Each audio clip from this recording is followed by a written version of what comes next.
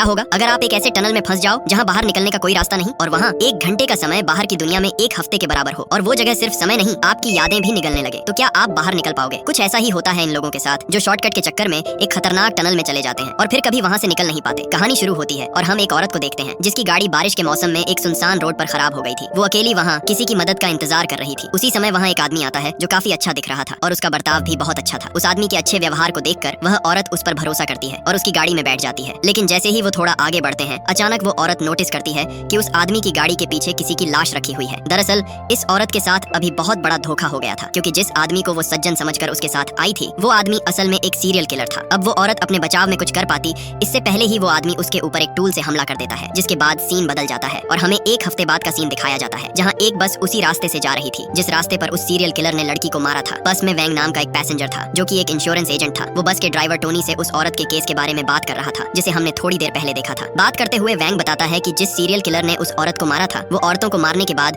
उनकी बॉडी का कोई हिस्सा काट कर अपने पास रख लेता था, ज्यादातर शादीशुदा औरतों की छोटी उंगली। ये सुनकर बस के सारे लोग हैरान रह जाते हैं क्योंकि इस बात की जानकारी किसी को नहीं थी, लेकिन अभी कोई इस बात पर ज्यादा ध्यान नहीं देता। तभी अचानक बस के रेडियो से सबको पता चलता है कि आगे सड़क पर एक एक्सीडेंट हुआ है और रोड को ब्लॉक कर दिया गया है। ये सुनकर सब लोग परेशान हो जाते हैं क्योंकि सबको अपने काम पर टाइम से पहुंचना था। इसलिए टोनी बस को एक कच्चे रास्ते की ओर मोड़ देता है, पर थोड़ी ही दूर जाने के बाद बस के सामने एक सुरंग आ गई जहाँ से टोनी पहले कभी नहीं गुजरा था। वो उस सुरंग के रास्ते आगे बढ़ने लगा। उसी समय बस में बैठी एक लड़की झिंग फोन पर किसी से बात कर रही थी, लेकिन अचानक वह गुस्से में आ जाती है और अपना फोन खिड़की से बाहर फेंक देती है, लेकिन किसी ने उस पर ज्यादा ध्यान नहीं दिया। टोनी बस आगे बढ़ाता रहा, लेकिन तभी अचानक सुरंग में एक आदमी उसकी बस के सामने आ गया। इस सुनसान सुरंग में वो अकेला क्या कर रहा था ये सोचकर सब डर गए, लेकिन वो आदमी एक पैसेंजर बनकर बस में चढ़ गया जिसका नाम चियान था। इसी दौरान हम ली नाम के एक आदमी को देखते हैं जो बस में बैठकर अखबार पढ़ रहा था। अचानक उसकी नजर अखबार में छपी चियान की फोटो पर पड़ती है। ली ने देखा कि ये आदमी तो एक वांटेड क्रिमिनल है, लेकिन वो बिना बात खतरा मोल नहीं लेना चाहता था, इसलिए कुछ नहीं बोला। अब टोनी को बस चलाते हुए लगभग 30 मिनट से ज्यादा हो चुका था, लेकिन अभी तक वो टनल से बाहर नहीं निकले थे। ये देखकर सब लोग परेशान हो जाते हैं क्योंकि उन्हें पता था कि चीन का सबसे बड़ा टनल सिर्फ 11 किलोमीटर लंबा है जिसे पार करने में 10 मिनट लगते हैं, लेकिन यह सुरंग तो खत्म ही नहीं हो रही थी। आखिरकार सबने वापस मुड़ने का फैसला किया, लेकिन फुल स्पीड में 30 मिनट से ज्यादा चलने के बाद भी वो शुरुआत तक पहुंच ही नहीं रहे थे। ये एक अंधेरी सुरंग थी जिसका कोई अंत नहीं था। तभी हम लोग झिंग को देखते हैं जो कि अभी के समय पर प्रेग्नेंट थी, और वहाँ पर हम लोग सारा नाम की एक औरत को भी देखते हैं जो असल में एक मॉडल थी, और उन दोनों के अलावा बस में पार्क और फैंक भी थे जो कि भाई बहन थे। ये सभी लोग अब डर कर बस से नीचे उतर जाते हैं। तभी अचानक झिंग को वहाँ अपना फोन जमीन पर पड़ा दिखा जिसे उसने गुस्से में सुरंग की शुरुआत में फेंक दिया था। अब ये साफ हो चुका था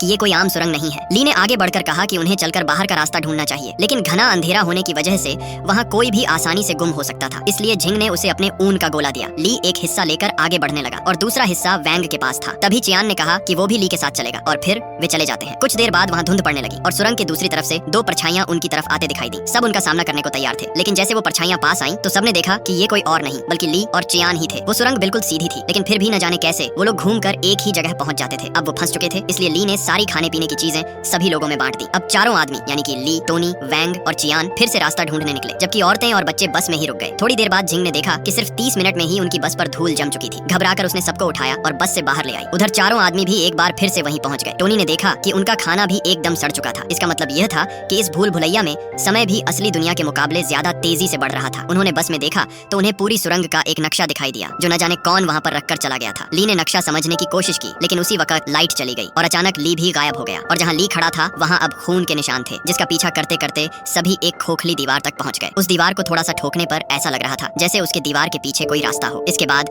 उस दीवार को तोड़कर वो सब एक अजीब से कमरे में पहुंचे जहाँ बहुत से गुम हो चुके लोगों की तस्वीरें और शीशे की जार में हाथ रखी हुई थी। इसके अलावा वहाँ पूरी जगह का इंजीनियरिंग डायग्राम पड़ा था। उस डायग्राम के मुताबिक यहाँ कुल मिलाकर 6 सुरंगें थीं जो आपस में जुड़ी हुई थीं। चियान ने हिसाब लगाया कि बाहर निकलने के लिए उन्हें 6 सुरंगों को पार करना होगा। उसके मुताबिक इसी कमरे में दूसरी सुरंग का रास्ता मिलेगा। कमरे में उन्हें एक अजीब सा कैलेंडर भी मिला जिस पर केवल 15 जुलाई की डेट थी। चियान तुरंत ही उस कैलेंडर को उतार लेता है जिसके पीछे एक खुफिया रास्ता था जिसकी मदद से अब वे लोग दूसरी सुरंग में पहुंच जाते हैं। अब जैसे ही वे लोग दूसरे टनल में पहुंचे, हम देखते हैं कि उस रूम में रखा हुआ एक टीवी अपने आप चालू हो जाता है। उस टीवी में एक औरत दिखाई देती है जो एक छोटी सी गुफा में कैद थी। सबसे हैरान करने वाली बात यह थी कि उस दूसरी टनल में भी उनकी बस खड़ी हुई थी, लेकिन बस को देखकर ऐसा लग रहा था मानो वो महीनों से वहाँ खड़ी हो और वहाँ बहुत सारी वायरिंग बिछी हुई थी। ये सब देखकर किसी को कुछ भी समझ में नहीं आता। फिर वो लोग जल्दी से उस बस के अंदर जाते हैं और कुछ खाने पीने की चीजें ढूंढने लगते हैं। किस्मत से उन्हें एक बक्सा मिलता है जिसके अंदर काफी सारी मैगी रखी हुई थी। ये देखकर टोनी ने बंदूक की नोक पर खाने पर कब्जा कर लिया, क्योंकि यहाँ पर समय बहुत तेजी से बढ़ रहा था, इसलिए सबको बहुत जल्दी भूख लग गई, जिसकी वजह से वो जानवरों की तरह बर्ताव करने लगे। अब सारा से भूख बर्दाश्त नहीं हो रहा था, इसलिए वो टोनी को मैगी के बदले जिस्मानी संबंध बनाने का ऑफर देती है। अब जब वो दोनों ये सब हरकतें कर रहे थे, तभी वैंग ने चुपके से नूडल्स का पैकेट चुरा लिया, लेकिन टोनी ने ये देख लिया और उसी वक्त उस पर हमला कर दिया। वो दोनों आपस में लड़ ही रहे थे कि कि तभी अंधेरे में अचानक से कोई पीछे से टोनी का खून कर देता है और बाकी सब बस देखते ही रह गए। इसी बीच वैंग का मैगी पैकेट बस के नीचे गिर जाता है। जब वह उसे उठाने के लिए नीचे झुकता है तो देखता है कि बस के नीचे एक मैनहोल है। उसके अंदर जाने पर वो सभी एक और अजीबोगरीब कमरे में पहुंच गए। इस बार टीवी पर वो लड़की धीरे धीरे गुफा में डूब रही थी। तभी चियान को एक बार फिर वही कैलेंडर दिखा जिसके पीछे एक और खुफिया दरवाजा था। उसे पार करके अब वो तीसरी सुरंग तक पहुंच गए थे। ये सुरंग पहले से बहुत अंधेरी और सुनसान थी। यहाँ भी उनकी बस मौजूद थी, लेकिन उसमें सांप भर चुके थे, मानो बस वहाँ सालों से खड़ी हो। अचानक वैंग ने बंदूक निकाल ली और कहने लगा कि जब जब कोई मरा है उन्हें खुफिया रास्ता मिला है, इसलिए यहाँ से सही सलामत बाहर निकलने के लिए अगर उसे उन सबकी जान भी लेनी पड़े तो वो ले लेगा। उसने जिन के हाथ से चियान के कंधे पर गोली चलवा दी। उसने उनके साथ आए दोनों बच्चों को कमरे में ले जाकर पीटना शुरू कर दिया और फेंक को गोलियों से भून दिया। उसने सारा को भी गला दबाकर मारने की कोशिश की, लेकिन उससे पहले ही किसी ने पीछे से आकर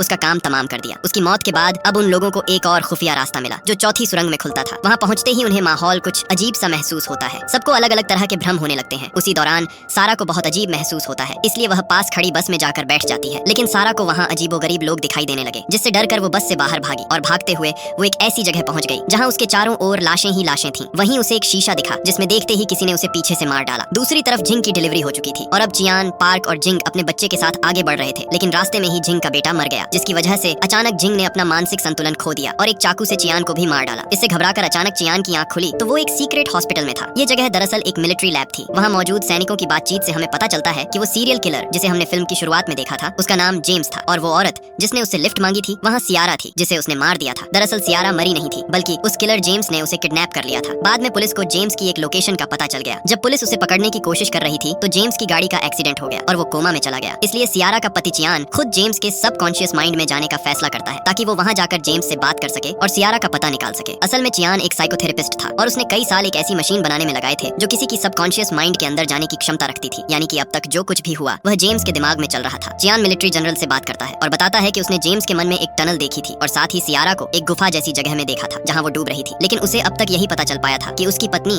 किसी नदी के आसपास कैद है। लेकिन तेज बारिश की वजह से अगले 36 घंटों में नदी के आसपास की सारी गुफाएं पूरी तरह पानी से भर जाएंगी। चियान ने आर्मी ऑफिसर को उसे बार बार दिखने वाली तारीख 15 जुलाई के बारे में भी बताया, जिसके बाद ऑफिसर ने कहा कि इसी दिन जेम्स के माँ बाप की मौत हुई थी। उसकी माँ एक मॉडल थी और पिता एक इंश्योरेंस एजेंट। एक दिन जेम्स के पिता को पता चला कि उसकी पत्नी का अपने ड्राइवर के साथ अफेयर है। गुस्से में उसने जब उससे बात करने की कोशिश की तो जेम्स की माँ ने पहले अपने पति को मारा और फिर खुद सुसाइड कर लिया। असल में जेम्स खुद एक टनल इंजीनियर है, इसीलिए जब वो कोमा में गया तो उसने अपने दिमाग में एक खतरनाक सुरंग बनानी शुरू कर दी जो उसके दिमाग की तरह ही एक भूल भुलैया थी। बचपन के इसी ट्रॉमा की वजह से जेम्स ने अपने दिमाग में कई पर्सनैलिटीज बना ली थी। इसका मतलब बस के अंदर जितने लोग हमने देखे थे वो असल में जेम्स की अलग अलग शख्सियत थी। टोनी जेम्स के गुस्से और डोमिनेंट नेचर को दिखाता था, ली उसकी मददगार और फ्रेंडली साइड को, सारा उसकी माँ जैसी थी जो अपने फायदे के लिए किसी से भी समझौता कर लेती थी, वांग एक इंश्योरेंस एजेंट था जिसमें जेम्स के पिता की झलक थी, वैंग और पार्क जेम्स के बचपन के डर और मासूमियत को दर्शाते थे, और जिंग उसकी सॉफ्ट लेकिन चालाक साइड थी। इन सब के अलावा एक और पर्सनैलिटी थी जो बाकी सबको मार रही थी। किसी को नहीं पता था कि वो कौन है। ये सब सुनकर जनरल चियान को कहता है कि वह जेम्स से सीधी बात करे, क्योंकि अब तक चियान सिर्फ उसकी अलग अलग पर्सनैलिटीज से बात कर रहा था। चियान दोबारा जेम्स के दिमाग में प्रवेश करता है और उससे पूछता है कि सियारा कहाँ है, पर जेम्स कुछ नहीं बताता। उसकी बातों से हमें पता चलता है कि जेम्स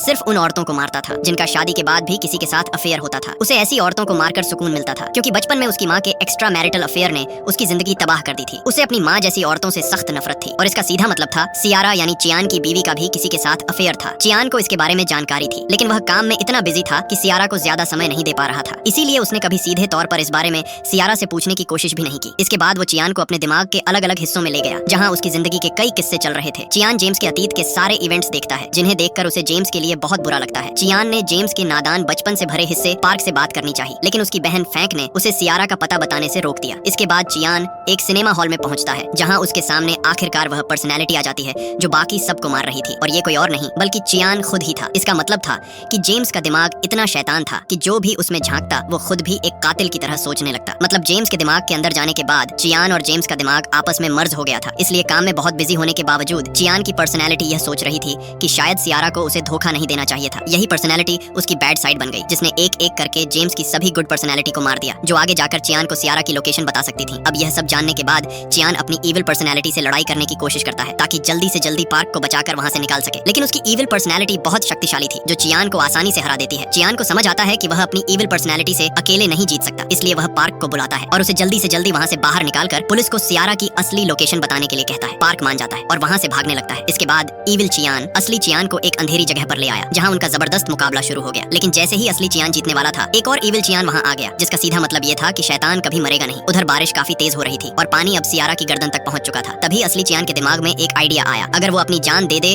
तो उसके साथ साथ उसकी बुराई भी खुद ब खुद मर जाएगी। इसलिए चियान खुद को शूट कर लेता है और जैसे ही वह शूट करता है उसकी इविल पर्सनैलिटी भी मर जाती है, जिसके बाद असली दुनिया में जेम्स होश में आता है और अब वह बिल्कुल पार्क की तरह व्यवहार कर रहा था। वह डरा हुआ था लेकिन अच्छा और शांत था। फिर वह मिलिट्री को सियारा की असली लोकेशन बताता है, जिससे सियारा को समय रहते रेस्क्यू कर लिया जाता है। लेकिन जब सियारा को पता चलता है कि चियान एक्सपेरिमेंट के दौरान खुद कोमा में फंस गया है तो वह बहुत दुखी होती है। मूवी के अंतिम सीन में हम चियान को उसके सबकॉन्शियस माइंड में उसी तरह की एक एंडलेस टनल में फंसा हुआ देखते हैं, जैसी टनल में वह जेम्स को निकालने के लिए गया था। और इसी के साथ कहानी खत्म हो जाती है।